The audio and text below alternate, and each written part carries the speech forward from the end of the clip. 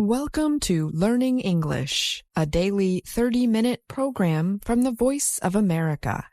I'm Ashley Thompson. And I'm Mario Ritter, Jr. This program is designed for English learners, so we speak a little slower and we use words and phrases especially written for people learning English.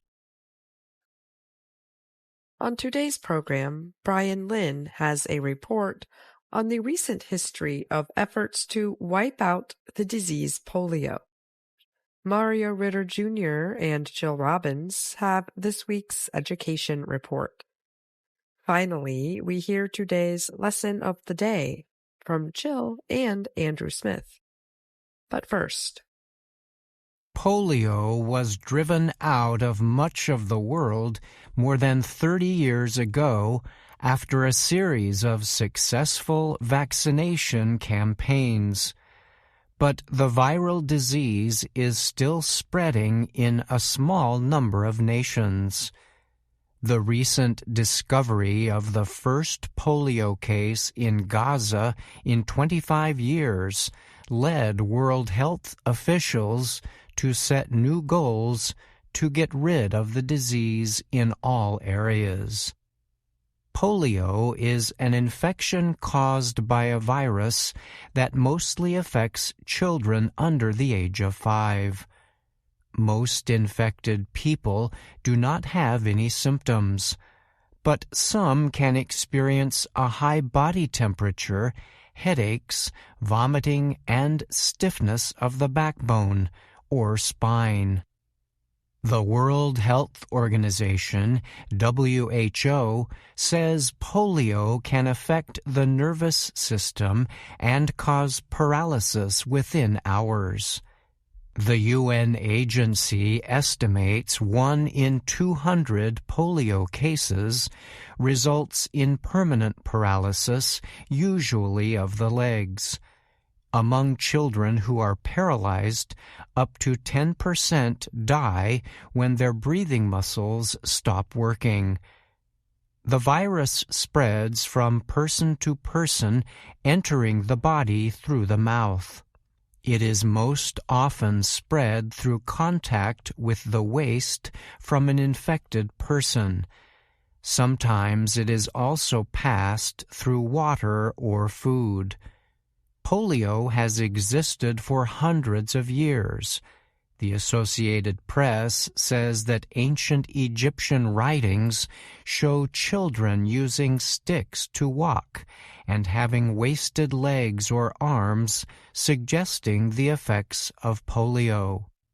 Before the first vaccine was developed in the 1950s, polio was among the world's most feared diseases.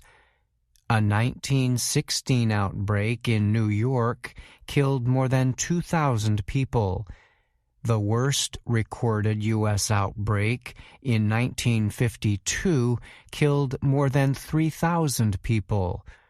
Many who survived polio suffered lifelong effects, including paralysis and deformed limbs. Others whose breathing muscles were paralyzed required specialized lung treatments.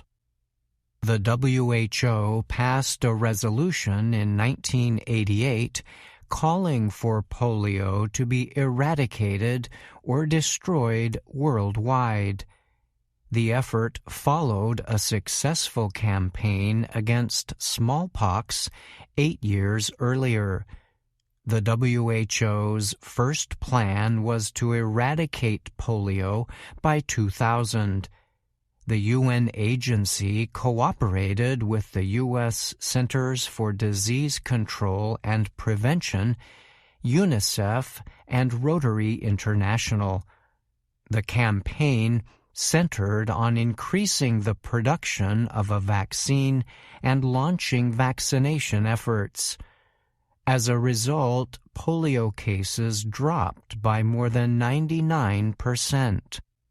Afghanistan and Pakistan are the only countries where the spread of polio has never been stopped. There have also been outbreaks in several other countries, mostly in Africa. The WHO and its partners now aim to eradicate polio by 2026. Health experts say stopping polio outbreaks requires vaccinating at least 95% of the world's population. Vaccinating people is more difficult in nations that have conflicts or weak health systems. The vaccine given by mouth does not cost a lot to manufacture and is better at preventing infection. But it contains weakened live polio virus. In rare cases, the vaccine can spread or cause polio in unvaccinated people.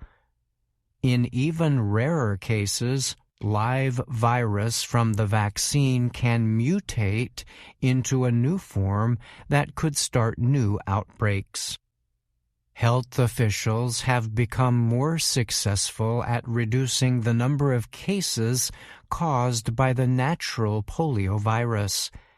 The majority of infections in the world today are related to the vaccine. Scott Barrett is a professor at Columbia University in New York City who has studied polio eradication. He told the AP the problem with trying to eradicate polio is that the need for perfection is so great and there are so many weak links. He added that while the technical ability to destroy polio exists, we live in a vastly imperfect world. I'm Brian Lynn. Florentin Jean-Baptiste missed school so often that he had to repeat his first year at Medford High School near Boston. Jean-Baptiste said, "At school, you do the same thing every day."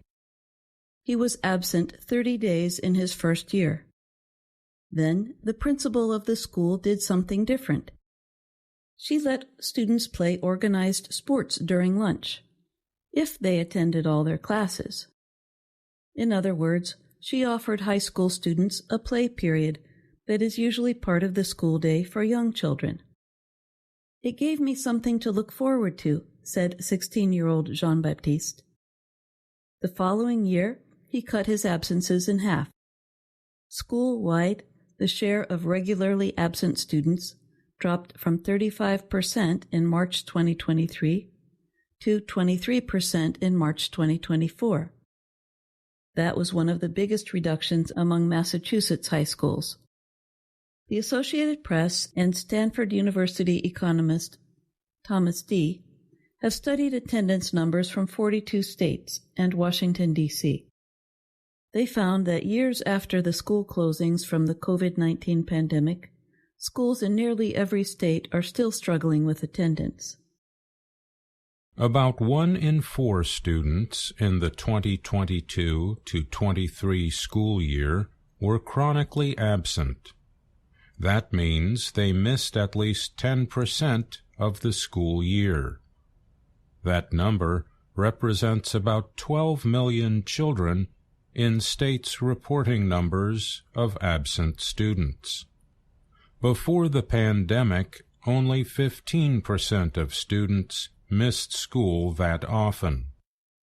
After spending as much as a year at home during the pandemic, many children see school as more than they can handle, uninteresting, or socially stressful.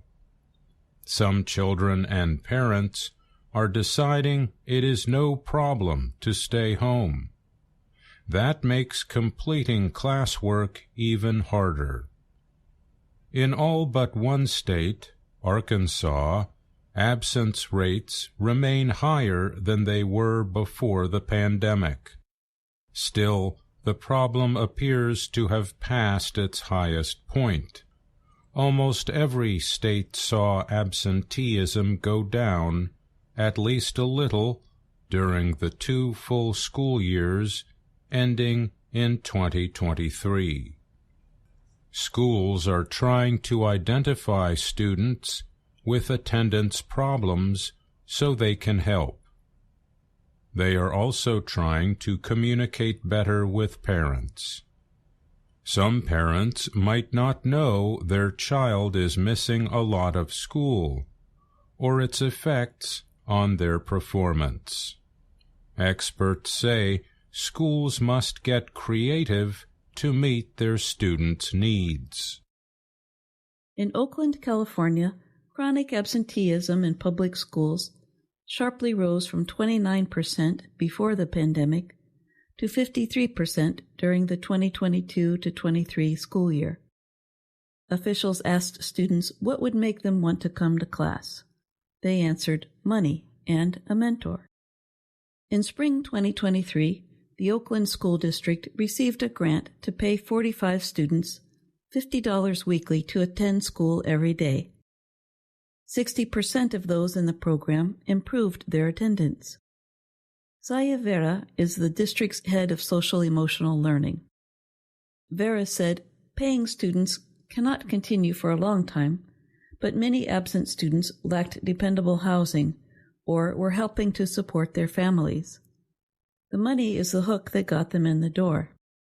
A caring teacher made a difference for 18-year-old Golden Tuchikin. She completed her studies at Oakland's Skyline High School this spring. Coming back to school after the pandemic, she felt lost and anxious. She later realized those feelings made her feel physically sick. She was absent at least 25 days that year. One Afro-Latina teacher seemed to understand her culturally and made Tuchikin feel she belonged in class. Tuchikin already received good grades. In Massachusetts, Medford High School requires administrators to welcome and talk with students each morning, especially those who miss a lot of class. But playtime at lunch has had the greatest effect on improved attendance, Principal Marta Cabral said. High school students need freedom and a chance to move their bodies, she said. They're here for 7 hours a day. They should have a little fun. Many of the reasons given for students missing school early in the pandemic are still in place. They include financial difficulty, transportation problems, mild illness, and mental health struggles. For example, a study from the University of Southern California said parents reported that almost 1/4 of chronically absent students had emotional or behavioral problems, compared with just 7% of those with good attendance.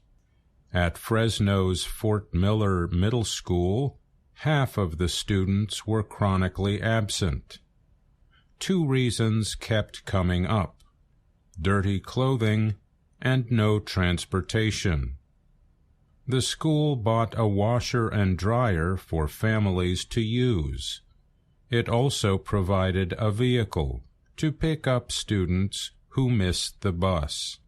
Fresno's chronic absenteeism improved to 35% during the school year ending in 2023.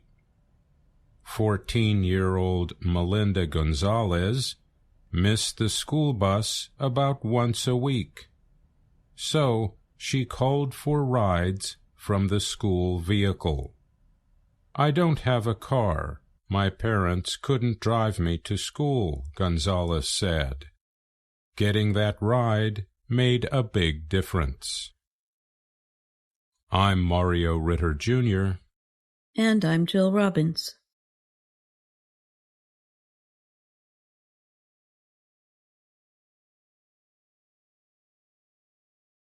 Mario Ritter Jr. is here now to talk more about today's education report. Welcome, Mario. Thank you, Ashley. It's nice to be talking with you again. Years after the COVID-19 pandemic affected schools across the U.S., nearly every state is still struggling with school attendance. This brings up one word we heard in the report: absenteeism. Can you explain for our listeners what absenteeism means? Sure, Ashley. The word absenteeism is usually used when talking about kindergarten through 12th grade in the U.S. It means to miss many days of school.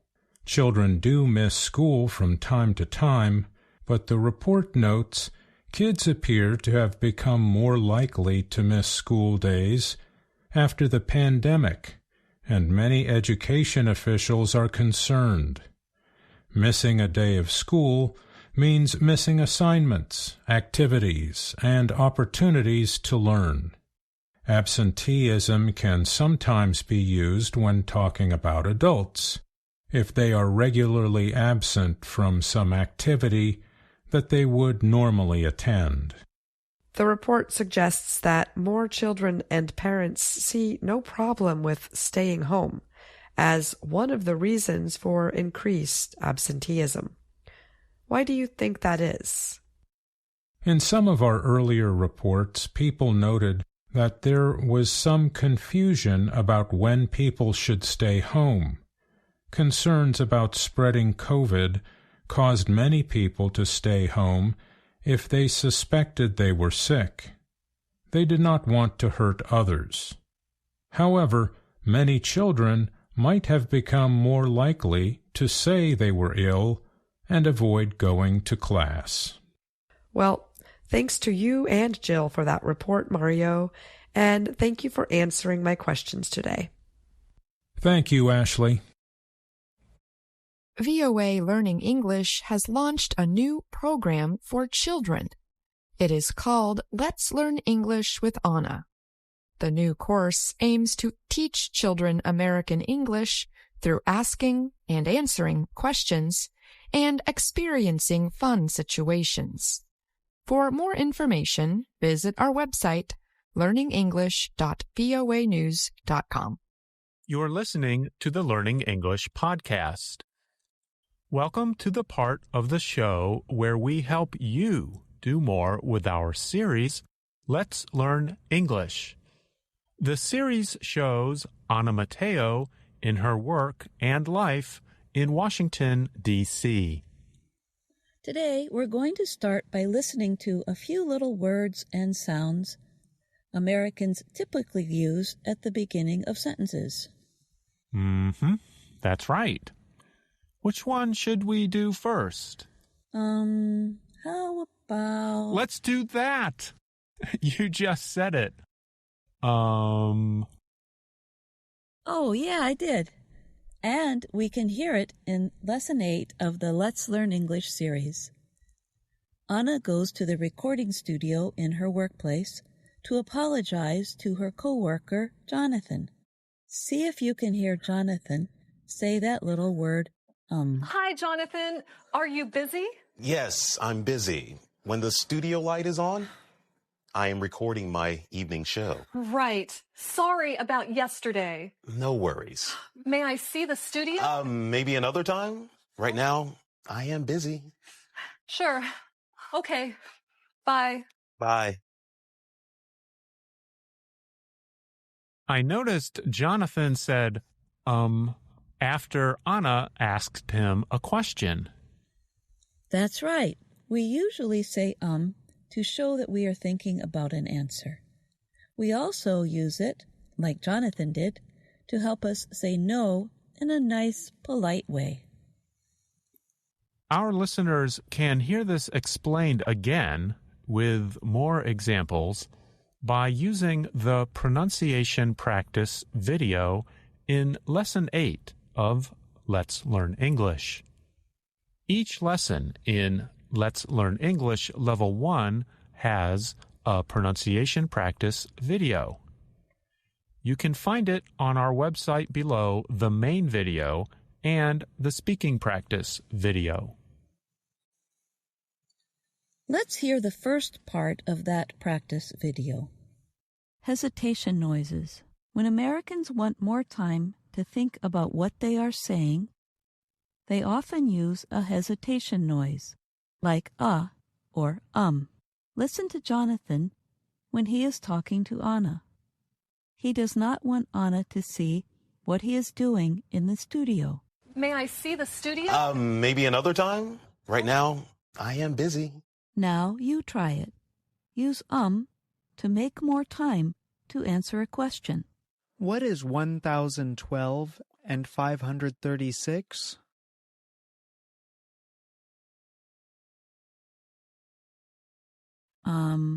It's 1,548.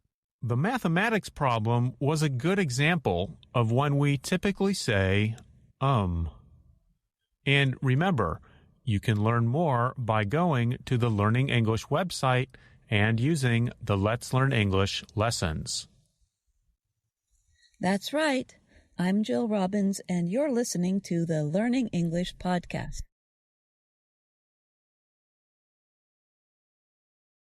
Lesson 8 also shows how people answer Anna when she apologizes. Anna says sorry many times. Sorry about yesterday. I'm sorry. For yesterday. Well, I am sorry. In fact, Americans often say they are sorry for bothering someone, even when it is for only small mistakes or problems.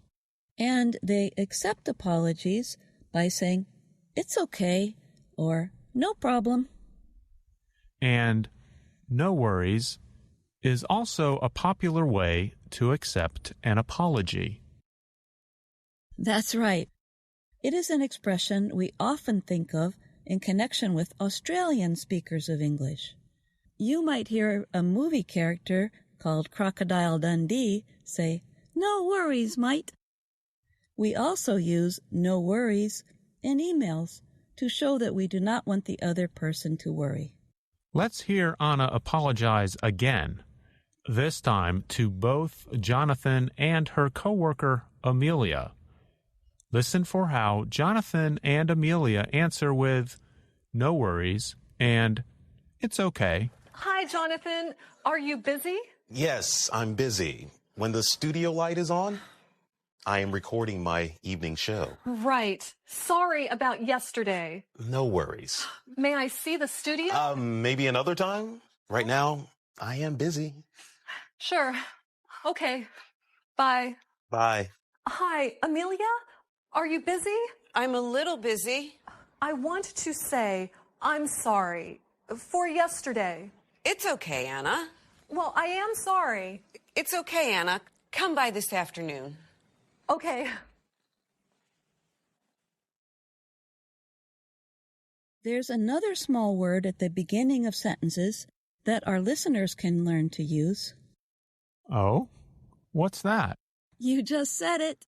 Oh, I did.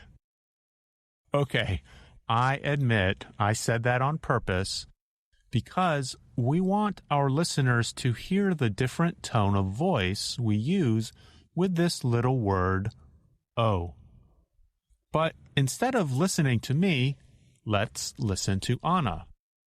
In Lesson 9, Anna wants to check the weather in Washington, D.C. She wants to know if it will be warm or cold. Listen carefully. She says "oh" 2 times, right at the beginning and near the end. Oh, hi, everyone. Here in Washington, D.C., the weather changes often. One day is cold and windy, but the next day is warm and sunny. So every day I check the forecast. Hello, phone.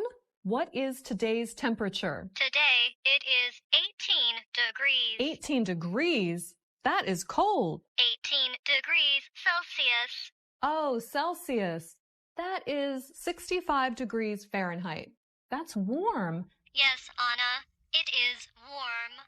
The first time she says oh, it's very fast. She says, Oh, hi, everyone.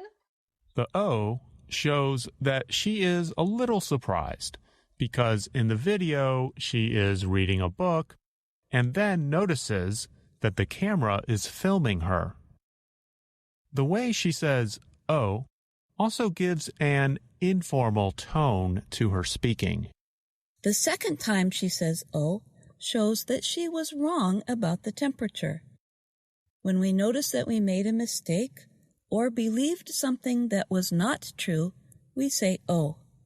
And we can say oh in a few different ways to show this. If we are wrong about a small detail that's not too important, we usually say the word quickly and with a lower tone of voice, like, oh, okay, I get it.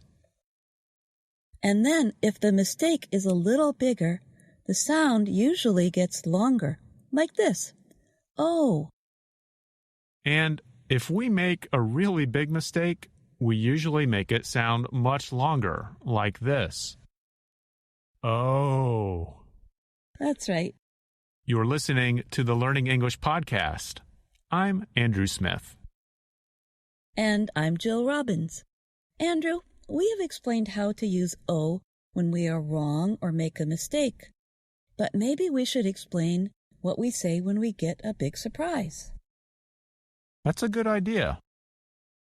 Here's an example. Jill, what would you say if I told you that I got married this past weekend? You got married? Oh my gosh! Okay, I have to be honest. I did not get married.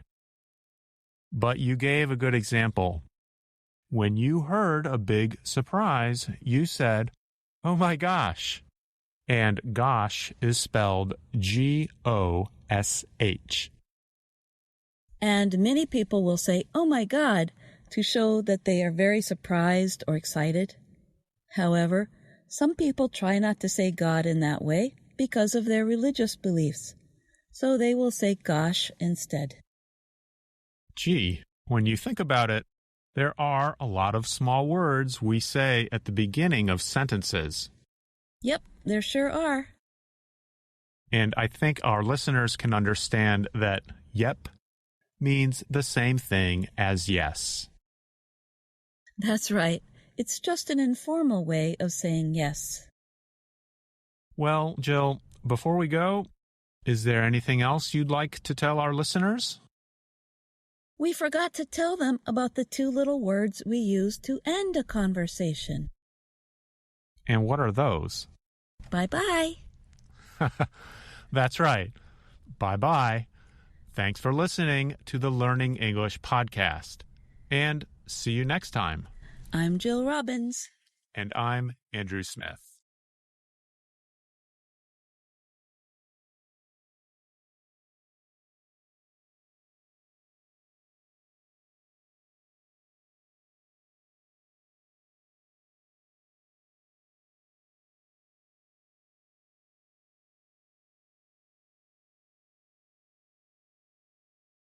And that's our program for today. Join us again tomorrow to keep learning English through stories from around the world. I'm Ashley Thompson. And I'm Mario Ritter, Jr.